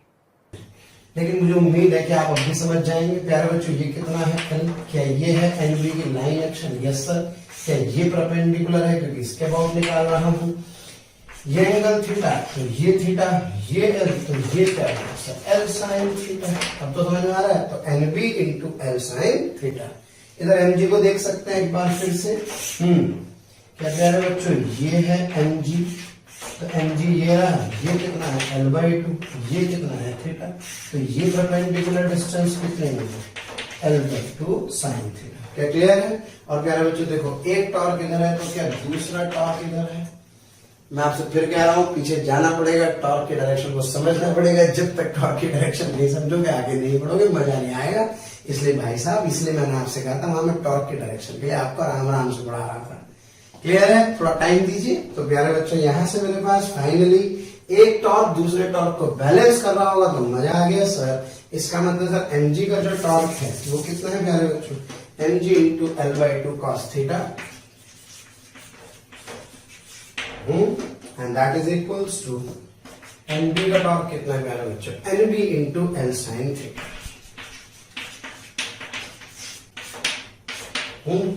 यहां से मेरे पास प्यारे बच्चों जो एनबी होगा, इस एनबी की वैल्यू आ गई mg cot, okay. Standard result है, चाहे तो आप इसे याद भी रख सकते हैं, that the value of this NB is mg cos theta, mg/2 cos theta, okay. mg/2 cot theta. Clear है प्यारे बच्चों? तो मेरे पास एनबी आ चुका है, Na आ चुका है, mg के बराबर nb आ चुका है। अब बचा है फ्रिक्शन। वाह, फ्रिक्शन तो वही होगा जो nb होगा, यानी कि सर फ्रिक्शन की वैल्यू भी क्या mg/2 cot थीटा ही होगी। Yes sir. और प्यारे बच्चों, अगर आपसे पूछूं कि भाई अब मुझे निकालना है म्यू, क्या निकालना है प्यारे बच्चों? म्यू। तो मैं जानता हूं friction is always less than equals to FS max. तो फ्रिक्शन कितना है sir? mg/2 cot theta less than FS max होता है प्यारे बच्चों म्यू एन। और एन क्या है यहाँ पे? एन ये वाला लेंगे, यानी कि यहाँ पे एन ए लिखा जाएगा, ओके। तो म्यू एन ए, तो क्या mg/2 cos theta mu N A कितना है प्यारे बच्चों? एन ए ये रहा, that N A is equals to mg लो भाई। तो बेटे mu should be greater than equals to what? 1/2 cot theta. Clear है? तो म्यू की मिनिमम वैल्यू क्या होगी? That minimum value would be 1/2 cot theta. प्यारे बच्चों, क्वेश्चंस का क्या है? क्वेश्चंस तो बहुत बना सकते हैं। विलेन को तो एक आइडिया चाहिए होता है हल्का सा। अगर आपको एक छोटा सा आइडिया मिल जाएगा प्यारे बच्चों, तो मुझे नहीं लगता कि इस प्रॉब्लम को सॉल्व करने में कोई दिक्कत होगी। तो मैं लिख सकता हूं जो म्यू मिनिमम होगा दैट इज 1/2 cot थीटा। आप इस स्टैंडर्ड रिजल्ट्स को भी याद रख सकते हैं अगर आपको समय बचाना है, नहीं तो आप इसे सिंप्लीफाई करके सॉल्व कर सकते हैं। तो आखिरी बार कह रहा हूं, रॉड इज इन इक्विलिब्रियम, यानी कि नेट फोर्स भी 0, नेट टॉर्क भी 0। फोर्सेस कहां कहां लग रहे हैं सर? फोर्सेस लग रहे हैं एनबी इधर, Na कॉन्टेक्ट सरफेस पर इधर, रॉड के फिसलने की टेंडेंसी इधर, तो फ्रिक्शन इधर, Mg इधर, इस वाले पॉइंट को हिंज ट्रीट करते हुए नेट टॉर्क लिखूंगा और इस तरह से सॉल्व करके मेरे पास ये कुछ रिजल्ट्स आ जाएंगे। आइए बढ़ते हैं। जो क्वेश्चन आप देख रहे हैं कि determine the point of application of third force. दो फोर्स कौन से हैं? ये पहला, ये दूसरा। ये एक रॉड आपको दिखाई दे रही है, for which the body is in equilibrium, है ना, ताकि बॉडी क्या है प्यारे बच्चों, इक्विलिब्रियम में है। और ये मैं आपको बता दूं, इसमें mg मत लगाना, ये एक्चुअल में टॉर्क है, यानी कि सरफेस पर ऐसे रॉड रखा हुआ है जिसपे ऐसे ऐसे फोर्सेस दिखाए जा रहे हैं। क्लियर है? तो आपसे कह रहे हैं प्यारे बच्चों, तो 20 newton and 30 newton are acting on the rod as shown in the following diagram. तो आपसे पूछा तीसरा फोर्स बताओ, कि तीसरा फोर्स बताओ कि ताकि पूरा सिस्टम इक्विलिब्रियम में। भैया तीसरा फोर्स पे, लेकिन पहली बात तो तीसरे फोर्स का मैग्नीट्यूड क्या है, और फिर तीसरे फोर्स का पॉइंट ऑफ एप्लीकेशन क्या है, और तीसरे फोर्स की डायरेक्शन क्या है।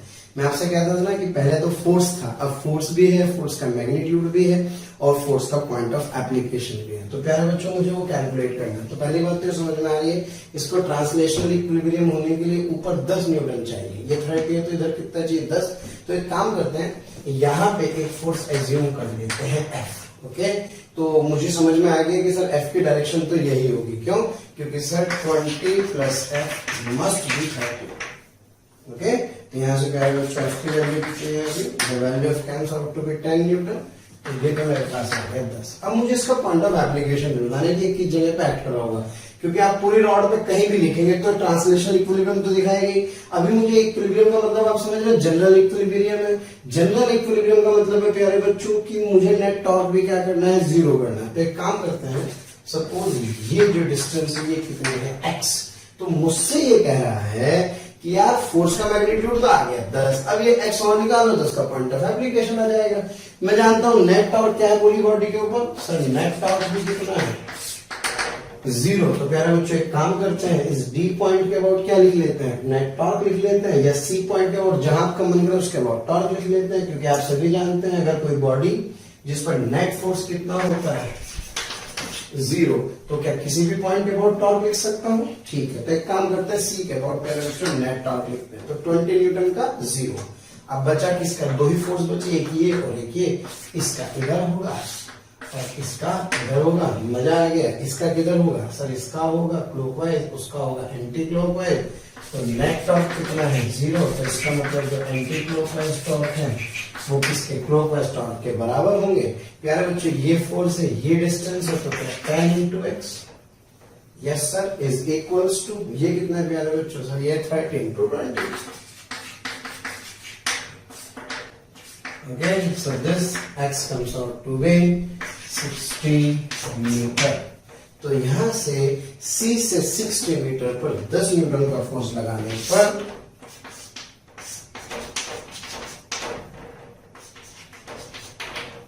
C से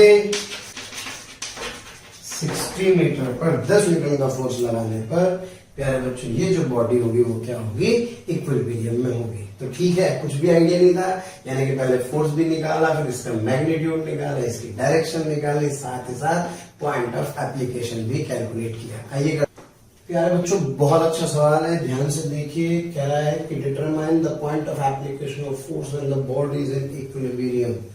आपको कह रहा है कि आप पॉइंट ऑफ एप्लीकेशन ऑफ निकालिए। अच्छा ये वाला जो एंगल है, this angle is 37 degree. Okay, तो आपसे कह रहा है find the point of application of force, okay, when the body is in equilibrium. यार यहाँ कुछ दिख ही नहीं रहा है। अच्छा, इसका मतलब पॉइंट ऑफ एप्लीकेशन के साथ साथ कोई फोर्स भी लग रही होगी एक और, क्योंकि अभी तो बॉडी इक्विलिब्रियम में दिख नहीं रही है, क्योंकि ये 5 है, ये 3 है। अगर मैं इसके टुकड़े कर दूं इधर और इधर, तो क्या है बच्चों, ये होगा 10 cos 37, यानी कि this would be 8 and this would be 10 sin 37, यानी कि 6। क्लियर है मेरी बात? तो इसका मतलब सर इधर की तरफ तो कितना होगा, इधर की तरफ इसका जो एक कंपोनेंट होगा क्या वो 8 होगा, और इधर की तरफ क्या है बच्चों, सर इधर की तरफ कंपोनेंट होगा 6। अब जरा चेक करके देखें, ये 5 6, तो सर इधर 3 अनबैलेंस्ड,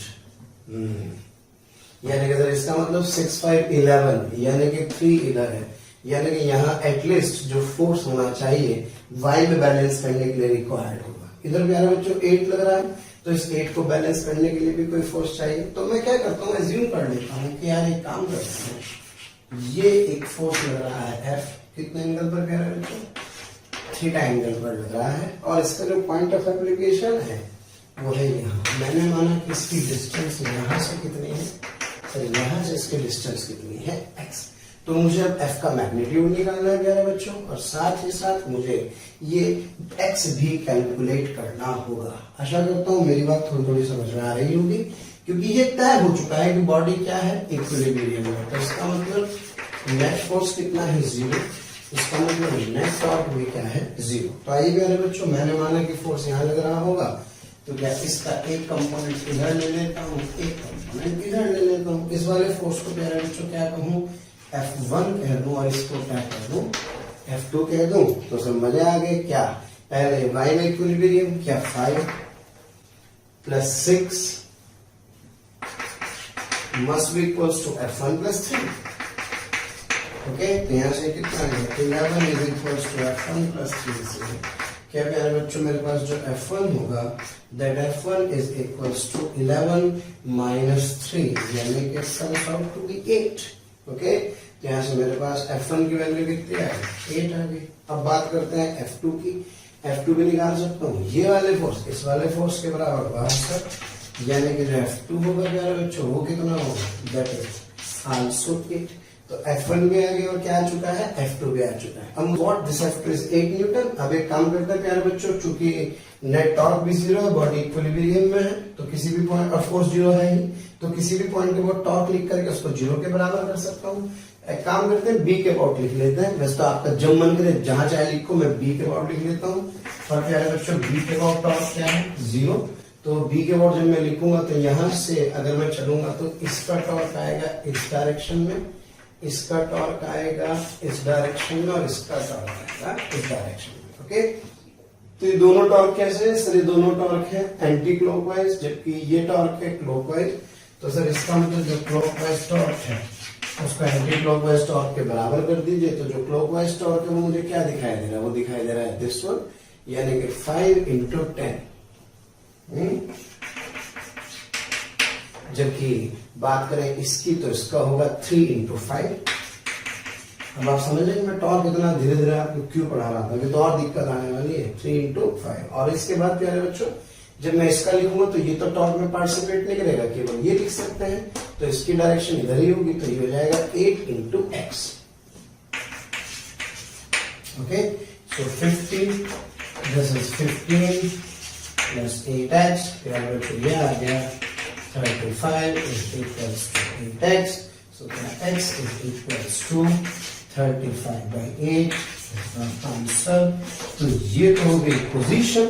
और फोर्स जब लिखेंगे, नेट फोर्स आपको लिखना होगा तो क्या √F1² + F2² से, क्योंकि दोनों परपेंडिकुलर हैं, सो इट वुड बी √8² + 8² से 8√2 Newton would be the answer. Clear है, तो पोजीशन भी आ गई और मेरे पास फोर्स भी आ गया। आगे बढ़ते हैं। और एक बहुत मजेदार चीज, relation between torque and angular acceleration. Torque तो भी जानते हैं, मोमेंट ऑफ फोर्स को कहते हैं, एंगुलर एक्सेलरेशन अल्फा सभी लोगों ने पढ़ा है प्यारे बच्चों। तो चलो चलते हैं। जो काम एस करता है क्या वो थीटा करता है, यस सर। लीनियर मोशन में एस करेगा तो क्या एंगुलर मोशन में कौन करेगा, थीटा करेगा। और जरा देखो जो काम बी करता है क्या वो यहाँ पे प्यारे बच्चों ओमेगा कर रहा है, क्या जो ए कर रहा है वो अल्फा कर रहा है, जो एम कर रहा है वो कौन कर रहा है, आई कर रहा है। तो इसका मतलब जो एफ करेगा इसका मतलब सर वो क्या कर रहा है प्यारे बच्चों, टॉर्क कर रहा है। क्या मेरी बात क्लियर है? तो सर अगर एफ बराबर है एम ए, तो क्या एफ की जगह पे टॉर्क और एम की जगह पे आई और ये अल्फा, तो टॉर्क इज इक्वल टू क्या हो गया प्यारे बच्चों, आई अल्फा हो जाएगा। यानी कि अगर मुझे कभी भी अल्फा निकालना हो, अल्फा मतलब ओमेगा के चेंज होने का रेट, तो प्यारे बच्चों मुझे टॉर्क पता लग जाएगा, तो मैं टॉर्क से अल्फा की वैल्यू कैलकुलेट करूंगा। लेकिन मोमेंट ऑफ इनर्शिया आ रहा है। एक इंपॉर्टेंट बात प्यारे बच्चों, यहाँ एक्सिस इंपॉर्टेंट होती है, तो ध्यान रहे जिस एक्सिस के अबाउट टॉर्क आप लिखेंगे उसी एक्सिस के अबाउट आपको बॉडी का मोमेंट ऑफ इनर्शिया लेना होगा। ओके, जैसे मान लीजिए मैं आपसे कहूँ यार एक रॉड है, तो क्या है बच्चों रॉड में अगर इस वाले पॉइंट यानी कि इस एक्सिस के अबाउट आप क्या लिखना चाहते हैं टॉर्क, तो आपको मोमेंट ऑफ इनर्शिया भी इसी एक्सिस के अबाउट लिखना होगा। सब बच्चे जानते हैं रॉड का मोमेंट ऑफ इनर्शिया कितना होता है इस एक्सिस के अबाउट ml²/3। पता लगा आपने इसकी जगह क्या लगा है ml²/4, भाई ml²/4 तो इसके अबाउट होता है, इसके अबाउट थोड़ी होता है।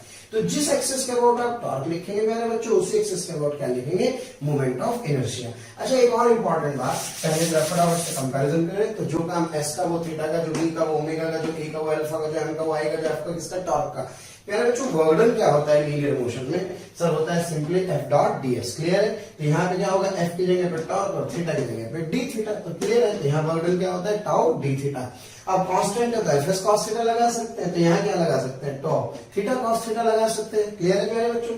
इसी तरह से पावर क्या होती है, पावर होती है एफ डॉट वी, तो यहाँ पे जो रोटेशन पावर होगी वो क्या होगी sir torque into omega. Clear है, तीन इक्वेशन ऑफ मोशन v बराबर u plus A T U T plus half A T square, और प्यारे बच्चों एक मेरे पास होती है v square u square 2s। अगर a और v एक डायरेक्शन में तो स्पीड बढ़ती है पॉजिटिव लेंगे, a और v अपोजिट है तो स्पीड घटेगी, तो क्या इसका साइन नेगेटिव लेकर के इक्वेशन को सॉल्व कर देंगे। अब प्यारे बच्चों किधर आओ, ओमेगा अल्फा एक डायरेक्शन में तो omega will increase, omega alpha opposite तो ओमेगा विल डिक्रीज, इसमें साइन लेना होगा नेगेटिव, सॉल्व करके आंसर। तो क्या तीन इक्वेशन मेरे पास, ओमेगा बराबर omega naught plus alpha T, theta बराबर omega naught T plus half alpha T square, और omega square is equal to omega naught square plus 2 alpha theta. किसी रिजिड बॉडी के लिए भी वैलिड है, क्योंकि रिजिड बॉडी के लिए भी आप जानते हैं अल्फा थीटा ओमेगा पूरी बॉडी के लिए क्या रहता है प्यारे बच्चों सेम रहता है। ये रिजिड बॉडी कहना भी होगा, और ये इक्वेशन कब वैलिड होंगी सर जब अल्फा क्या होगा प्यारे बच्चों कांस्टेंट होगा, और अगर कांस्टेंट नहीं है तो आप सभी जानते हैं इसको लिख सकता हूं D omega by D T और omega D omega by D theta. क्या क्लियर है प्यारे बच्चों। तो एक और इंपॉर्टेंट बात जिस पर यहाँ पे चर्चा करने वाले, बहुत ही प्यारा पॉइंट है, इसके बाद आपको एंगुलर मोमेंटम कंजर्वेशन दिखने लगेगा, ये मैं आपको बता दूं। बहुत पेशेंस के साथ प्यारे बच्चों लेक्चर को देखें, जब आपस में कनेक्ट होगा तो कमाल की फील आएगी। तो मैंने कहा कि प्यारे बच्चों एक डोर है, एक दरवाजा है, क्या है एक दरवाजा। क्लियर, अब सोचो इस पर फोर्स लग रहा है F1, F2 और F3।